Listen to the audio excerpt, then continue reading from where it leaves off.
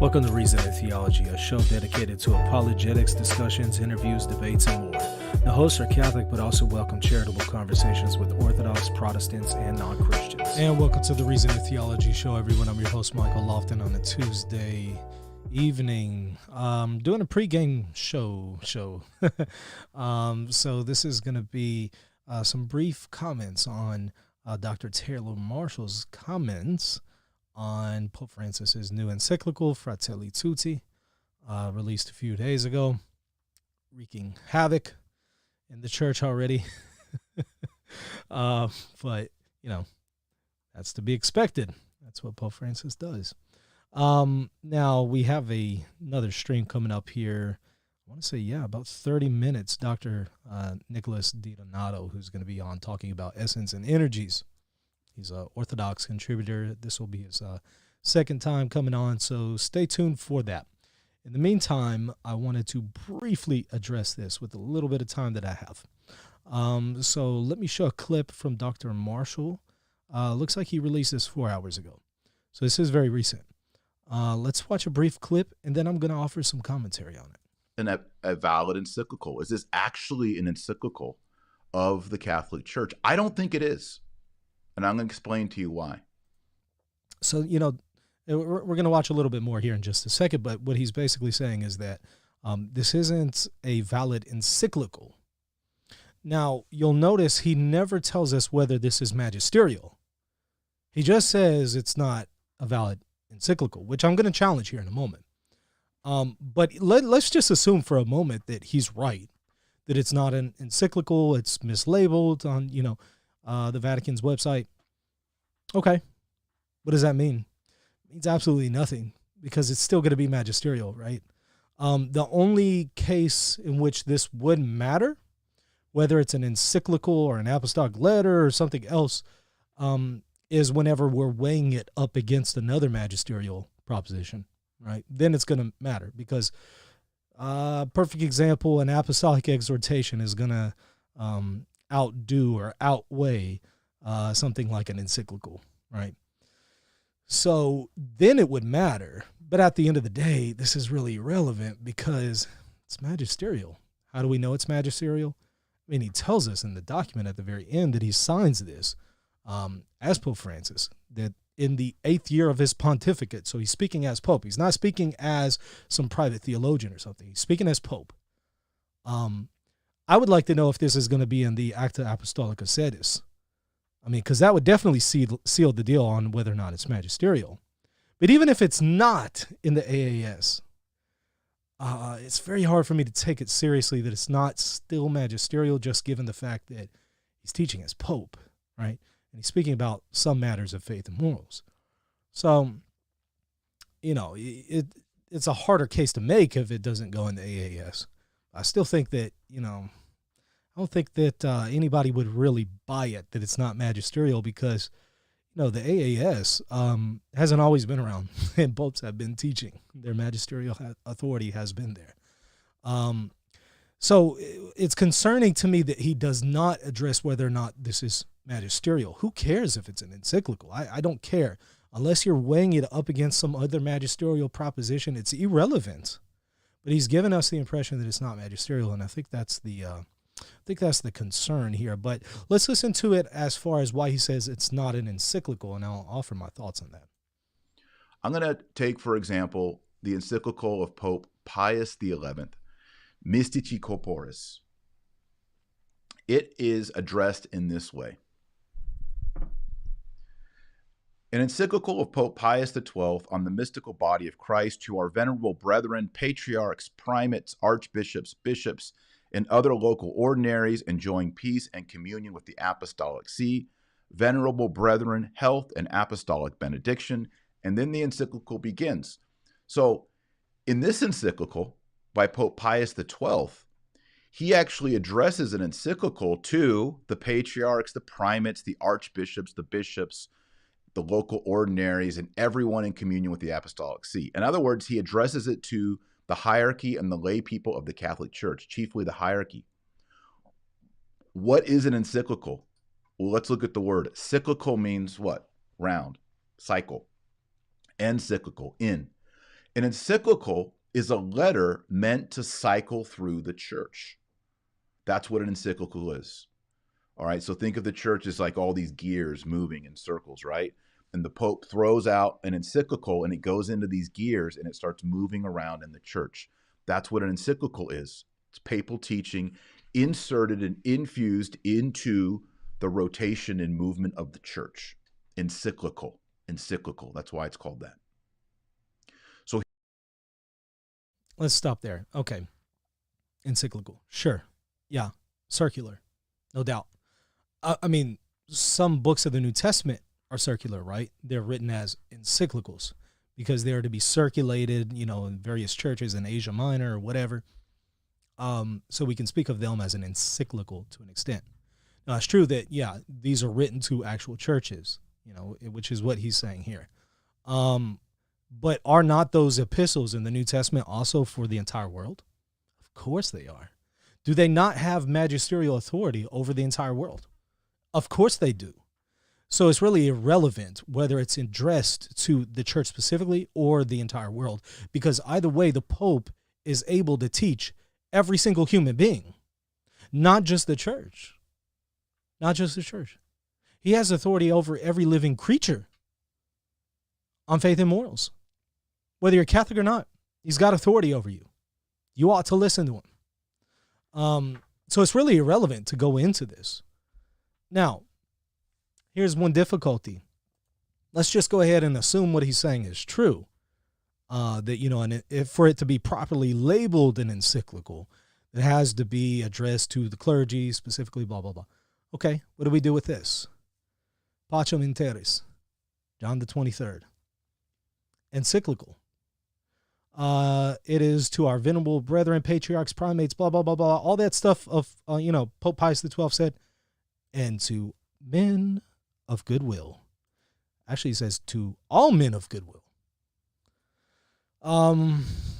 So clearly he's addressing it not only to the clergy, but to all human beings, everyone of goodwill.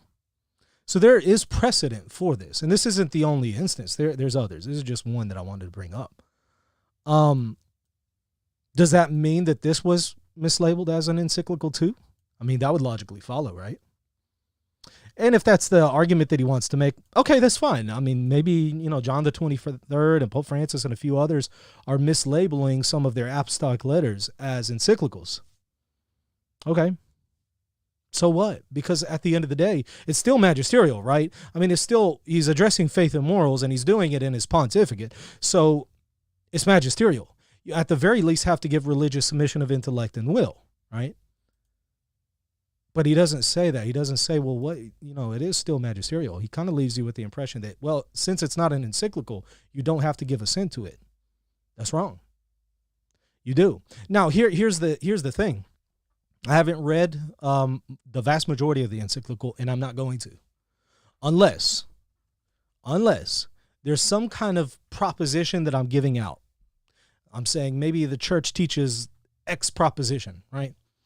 And somebody points out, wait, you know what? This encyclical by Pope Francis contradicts that. Then I am to inform my theology with that and say, well, you know what? I need to consider that. And is there maybe something that outweighs what Pope Francis is saying here? Or does this actually carry the weight in the magisterium? And I need to give assent of intellect and will. And if so, I'll go ahead and give it. So what I'm basically saying here is you don't have to sit here and read every single letter by the Pope or every single magisterial intervention of the Pope. You don't have to. You're not obligated to. I mean, read St. Boniface writing to, I forget who, but, writing to somebody saying, hey, can you write back to me and tell me the name of the Bishop of Rome so I can mention him during the liturgy? He didn't even know who the Bishop of Rome's, name at the time was. This is how little and insignificant some of their daily teaching authority at least was. Not that they wouldn't have paid attention to some of their extraordinary interventions, and I know that's kind of anachronistic, but I think you know what I'm getting at. They weren't just waiting on the next encyclical. That just wasn't the case. Encyclicals became famous much, much later on, Pope started doing these things. Not that you didn't have encyclicals before, but this idea that the Pope comments on everything and writes these, 3,000-page documents, this is pretty new. So, do you have to sit down and read every one of these magisterial interventions? No, you do not. The point is, if you are going to then say, the church teaches X, and then you find out, wait, this magisterial document or proposition contradicts that, then you are obligated to inform yourself of it, right? And this is why I'm not even going to read Fratelli Tutti. It's irrelevant to me. It's just probably not going to come up. But I guess, if there's something in there that I'm talking about, maybe the death penalty or something, I'm going to need to inform myself on it. But then, of course, again, if there's something in this magisterial document, in this encyclical, that I am to give religious submission of intellect and will to, I'm going to first ask, wait, if it sounds questionable, is there something that outweighs it? If so, I have to give my assent to that proposition, right?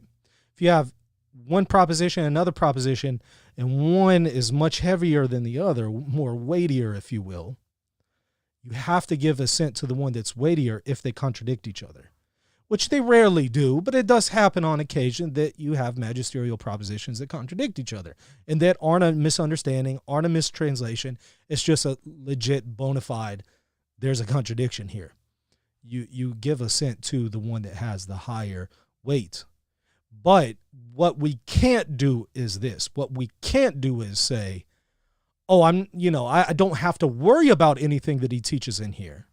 I don't have to worry about any of these magisterial propositions because it's not even magisterial. That's what we can't do. I know that we have all kinds of problems in the post-conciliar era, but we have to remember we still have a living magisterium, and we still have to give religious submission of intellect and will to it. Unless one of the propositions it delivers is outweighed by some previous proposition. We have to give assent to it. And I'm just getting the impression by a lot of traditionalists that, hey, if it's post-conciliar, you really don't need to worry about it. You don't have to worry about it. Just stick to the Catechism of the Council of Trent and stick to everything preconciliar. You can ignore any magisterial propositions that come in the post-conciliar era, as if the magisterium is no longer living, it doesn't have teaching authority, and does not have an obligation on our conscience, right? That we aren't to inform ourselves of what it says in a particular area if we're coming up against that proposition. So that's my concern here, what he doesn't say. Let's play the rest of the clip, and I'm going to go ahead and kill the stream here in just a minute. If y'all want, go ahead and throw in some questions in the chat, but I got to go in just a moment because got to prepare for the other stream coming up here. But let's finish the segment here by Dr. Marshall. Let me pull up the screen again. Y'all should see that now. Well, here we clearly have with Pius XII an encyclical that's addressed to the patriarchs, primates, archbishops, and bishops. Now let's look at this new air quote encyclical by Pope Francis, Fratelli Tutti. It says, Fratelli Tutti of the Holy Father Francis on fraternity and social friendship. And then it begins. It's not addressed to anyone. It's not addressed to the patriarchs, the primates, the archbishops, the bishops, and all that are in communion with the apostolic see. This is just, who is this addressed to? Well, I read through and I tried to figure out, and a couple times the Pope mentioned that this is for people of goodwill. Okay. And again, this is irrelevant to whether or not it's magisterial. If it's on faith and morals, he's teaching as a pope, not as a private theologian. Doesn't matter to whom it's addressed. He can address it to bishops only, to a bishops' conference. There have been instances in which a pope has released a magisterial intervention to the bishops of Italy alone. Does that mean bishops outside of Italy don't have to give assent to those teachings there? There goes half of your theology, by the way, if you hold to that. As a traditionalist, there's some things that you would hold to as a traditionalist that, they weren't addressed to the entire Catholic Church. They may have been just addressed to a particular group. Benjamin asked, when are you going to debate T-Jump again? Sorry to digress here, but or to go off on a tangent. Never. I couldn't take him seriously. I could not take the guy seriously. He really wants to talk to me about a wet noodle and try to equivocate that to the metaphysics of St. Thomas in this, absolutely simple being that he's speaking about there in the prima pars. I'm not taking the guy seriously. I'm sorry. You've exited a adult conversation at this point, and you're now into Oshkosh Bagosh theology. You're a Nickelodeon philosopher at this point. I don't know what you're doing at this point, but we can't have an intelligent conversation. So, until he gets over that, never. But anyways, back to where we were. It doesn't matter to whom it's addressed, ultimately, if it's on faith and morals and it's under his, as far as his, it's under his pontificate, right? He's teaching as Pope. That's all that really matters as far as whether or not it's magisterial. Now, again, he doesn't say it's not magisterial, but he's just leaving us with the impression that it's not magisterial. Again, this argument is concerning, though. When Honorius wrote to Patriarch Sergius, he's writing to literally one patriarch, and I know it was circulated to some other bishops. I get that.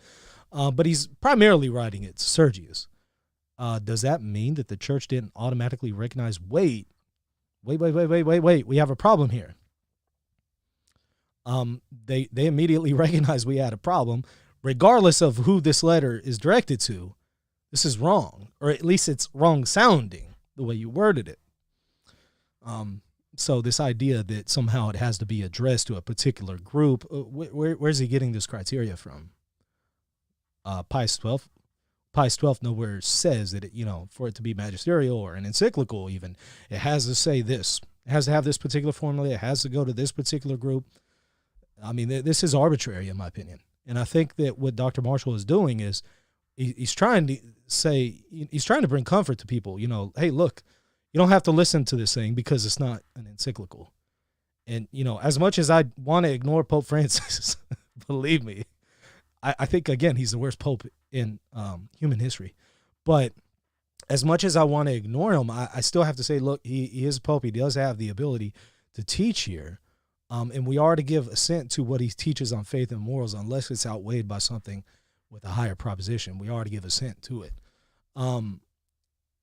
I think that's maybe one of the difficulties with Dr. Marshall. I don't know.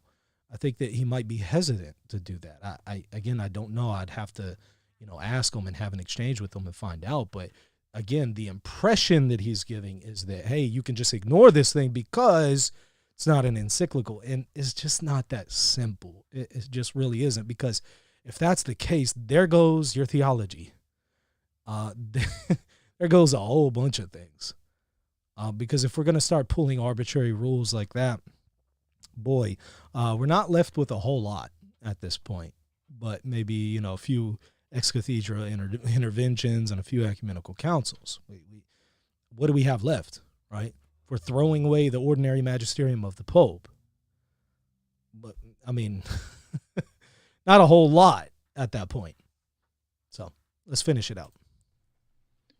So is this an encyclical? I know it has the word encyclical. If you go to Vatican.va and you go to Francis and then you hit the next tab, encyclicals, the latest one will be Fratelli Tutti. It's right there. But is it addressed to be cycled within the Catholic Church, or is this addressed to the whole world? People of goodwill. To me, I just don't see how this is an encyclical. Irrelevant. It is an encyclical, but even if it weren't, it's irrelevant to whether or not it's magisterial. And the fact that he's not saying, hey, it's still authoritative on matters of faith and morals, since he's not saying that, that's when it becomes concerning. Melissa says, have the exchange with Dr. Marshall here. Yeah, sure. He's welcome on the show anytime. Absolutely. We're on the same side. Dr. Marshall and what we're doing here with Reason and Theology, we're on the same team, right? What we're discussing here are intramural differences, right? In-house debates, in-house differences differences between Catholics, concerns that one might have about what's not being said. It's still an in-house debate. So we're on the same team. He's welcome on the show anytime. I appreciate much of what he's doing. I do think that there are some matters that are of concern. For example, this, I wish he would have said, but wait, it is still authoritative to this extent unless it's outweighed by another magisterial proposition, blah, blah, blah. The fact that he's not saying that leads me to think that he's saying, wait, you can just ignore this thing, and it's not exactly the case. Now, I do want to say to an extent you can ignore it, right?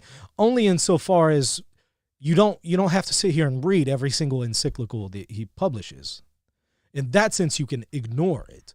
But if you are teaching that the church says this or that, and then you find out that that is contradicted by something in the Magisterium and something in an encyclical by Pope Francis, you have to take that into account. You can no longer, you're no longer afforded the luxury of ignoring it, right? You must now inform yourself of that proposition and account for it and submit to it if there are no other propositions that outweigh it. So that's what I mean. I'm okay with us saying, don't even bother reading this thing. Great. I'm not going to bother reading it unless it has something to do with what I'm discussing. At some point, I'll inform myself. Other than that, I don't bother. And I don't think you should either. Otherwise, we'd have to, go to papalencyclicals.com and, go to New Advent and read every single magisterial intervention ever known to man. You can't do that, right? You're to inform yourself when it's necessary. So I want to take a kind of a middle position between the ignore it indefinitely, it's not magisterial, and, oh, you got to read this thing because Pope Francis taught it. I want to take a middle position here. And again, I'm not saying for sure that this is what Dr. Marshall is saying. I'm not saying he's saying for sure it's not magisterial and just ignore it entirely. I'm not saying he says that because he doesn't say either way. But that's the problem. I need to hear him say, wait. But you do still need to inform yourself when necessary because it is still magisterial. I need to hear that. Until I hear it, it's like, this is being left out and when it should be included. And that's a concern. So anyways, I hope that was helpful. Let me see if there's any other questions in the chat that I could pick out really quickly. Send them to @ReasonandTheology if you want to go ahead and type it in real fast. Otherwise, I'm going to go ahead and kill the stream. What's the difference between Pope Francis and John Paul II? Million differences, right?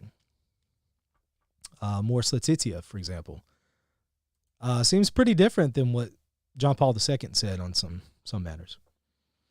That being said, there's a whole lot of continuity between Pope Francis and John Paul II and Pope Paul VI and John the 23rd. There's some continuity here. Did Pope Francis kick it up a notch? Yeah, he did. Was John Paul II just absolutely wonderful? No. I think Assisi was inexcusable. Inexcusable, 100%. Some of the people that he made cardinals, inexcusable.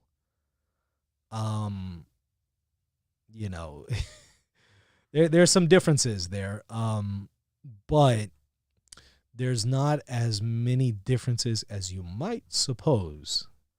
So let me leave it at that. Are you going to pray to Pope Francis if he's a canonized saint? Probably no. I wouldn't. But that doesn't mean that I wouldn't recognize that you could. So there are all kinds of canonized saints I've never heard of and you've probably never heard of and you never pray to, right? So just because you don't pray to them doesn't mean anything. The question is, would you refuse to pray to them, if they're a canonized saint? That's where the discussion is, right? And I know that gets us into a whole long discussion about post-conciliar canonizations.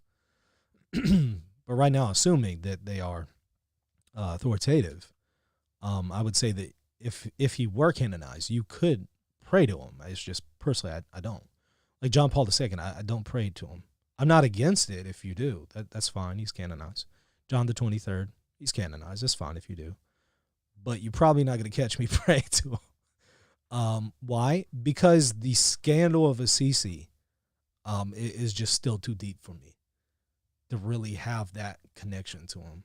You know, the scandal of the Second Vatican Council in some of its aspects from John the 23rd is just still too deep for me. But I'll recognize the guy. I mean, I don't see why he's not a saint. Even setting aside the issue of canonization, I mean, you read his Journey of a Soul, I believe. The guy really, I mean, I feel kindred spirit there. The guy really loved God. He was really trying to do good. I can't explain why he didn't, open the third secret and reveal it to the world in 1960. I think that was a failure on his part. I can't explain why he presumed to think that the Second Vatican Council was a good idea to open when people were telling him don't do it. I can't explain that other than just say, you know what?